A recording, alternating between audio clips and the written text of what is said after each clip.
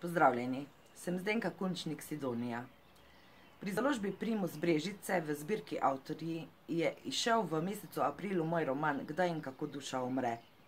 Socialno-psihološki roman je nastajal kar nekaj časa. Je moj prvenec, za katerega še nimam nobene ocene bralcev, ne pohval in ne kritik. V družini so ga nekateri reže prebrali, vendar njihovo oceno ne štejem za realno, ker sem njihova hči, mama in tašča. Zgodba o Klari je na trenutke preveč žalostna, priznam. Vendar je moje pisanje odraz nekega trenutnega stanja naše države. Iz dokaj lepih in poštenih časov, ko sem bila rojena, zmeraj bolj tonemo v tisto pogubo nepoštenosti, nemoralnosti, brezčutnost za malega človeka, kakršnih nas je večina državljanov.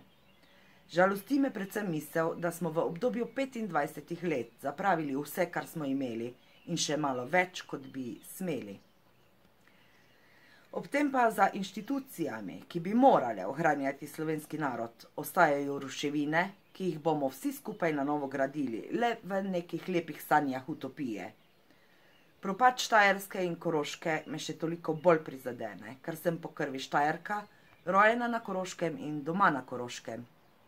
Tisto nekaj nadnaravno, neraziskano, nedokazano, pa je vsekakor vsakomur od nas na dosegu, da si vzame za tolažbo, kadar rabi pomoč pri premagovanju svojih življenjskih težav. In ni lepšega, kakor verjeti, da obstaja še najmanj eno življenje onkraj našega življenja, tukaj in zdaj.